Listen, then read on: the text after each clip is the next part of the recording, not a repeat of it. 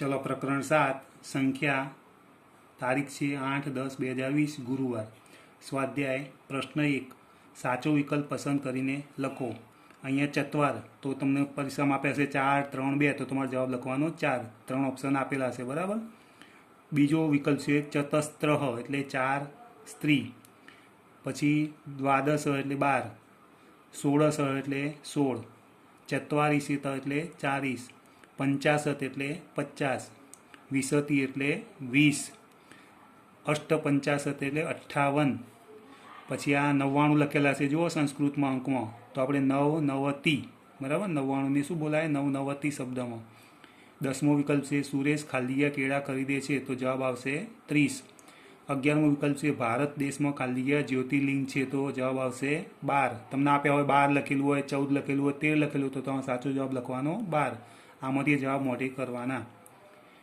12મો વિકલ્પ છે શ્રીમદ ભગવદ્ ગીતામાં ખાલીયા શ્લોકો છે તો જવાબ આવશે 700। 700 સંખ્યા લખેલી છે, 600 લખેલી છે, 800 લખેલી છે તેમાં 700 જવાબ સાચો કહેવાય। આ બધું આપણે યાદ કરવાનું। પ્રશ્ન 2 પાઠના આધારે યોગ્ય રૂપો અને સંસ્કૃત શબ્દો વડે ખાલી જગ્યાઓ પૂરો। અહમ ફલાની ખાલીયા ઈચ્છતી તો ક્રેતુમ, ક્રેતુમ એટલે ખરીદવું। ખાલી જગ્યા વિપણ્યા પકવાની ફલાની સંતિ તો પંચમ્યા, અહીંયા અડધો ચ અને આખો ચ છે બરાબર પંચમ્યા। ત્રીજી ખાલી જગ્યા છે ખાલી જગ્યા રૂપકાણામ 10 ફલાની સંતિ તો 50। ચોથી ખાલી જગ્યા છે દ્વાદશ કંદલી ફલાનામ ખાલી જગ્યા રૂપકાણી તો 16। પાંચમી ખાલી જગ્યા છે ચતુર્ણા નારંગ ફલાનામ વિસતી ખાલી જગ્યા તો જવાબ આવશે રૂપકાણી। છઠ્ઠી ખાલી જગ્યા છે કંદલી ફલાનામ ચત્વારીસિતમ નારંગ ફલાનામ ખાલી જગ્યા નારંગ ફલાનામ ચ ખાલી જગ્યા તો 6।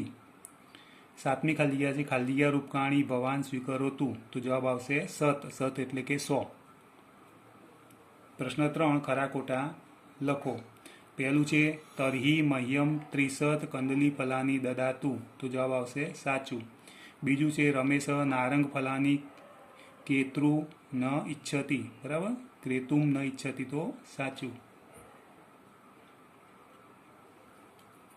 10 સેવ ફલાના મૂલ્યમ અષ્ટનવતી રૂપકાણી તો સાચું। ચોથું છે ઉપનેત્રસ્ય મૂલ્યમ 50 રૂપકાણી તો ખોટું, કે એનું નક્કી ના હોય એને ગમે એટલા રૂપિયા હોય બરાબર તો એ જવાબ આવે ખોટું। ઉપનેત્રમ એટલે શું થાય ચશ્માની કિંમત એમ।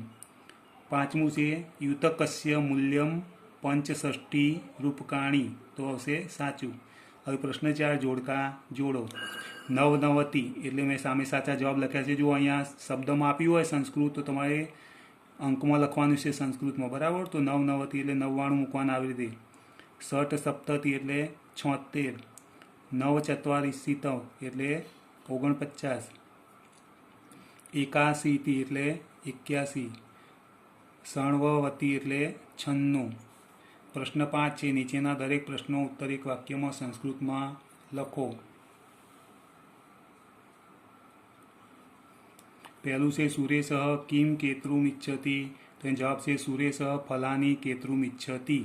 બીજો પ્રશ્ન છે સુરેશ કતિ કંદલી ફલાની ક્રીણાતી તો જવાબ છે સુરેશ 30 કંદલી ફલાની ક્રીણાતી।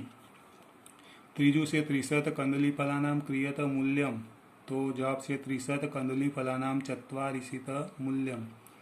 ચોથું છે દ્વાદશ કંદલી ફલાનામ ક્રિયત મૂલ્ય તો જવાબ આવશે દ્વાદશ કંદલી ફલાનામ 16 રૂપકાણી મૂલ્યમ। પાંચમું છે રમેશ કતિ નારંગ ફલાની ક્રીણાતી તો એનો જવાબ છે રમેશ દ્વાદશ નારંગ ફલાની ક્રીણાતી। છઠ્ઠું છે કતિ નારંગ ફલાના મૂલ્યમ વિસતી રૂપકાણી તો એનો જવાબ આવશે ચતુર્ણા નારંગ ફલાનામ મૂલ્યમ વિસતી રૂપકાણી। પ્રશ્ન 6 નીચેના ગદખંડોનો ગુજરાતીમાં અનુવાદ કરો।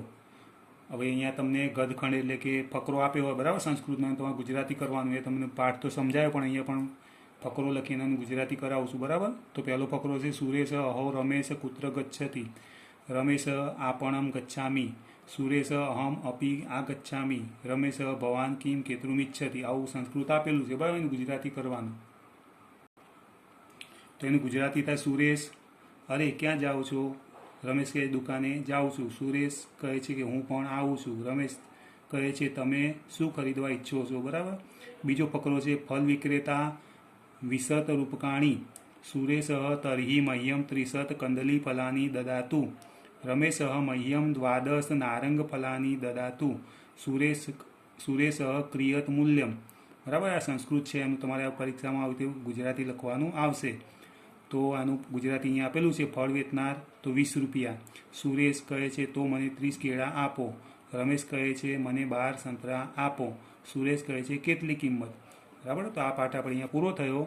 હવે આપણે હજુ 2 પાઠ સંસ્કૃતમાં બાકી છે, આપણે આવતી વખતે જોઈશું. હવે આજનું હોમવર્ક વિડીયોમાંથી જોઈને સંસ્કૃતની નોટમાં લખવું અને એના ફોટા પાડીને મોકલવા. ત્યાં સુધી રજા લઈએ. બાય.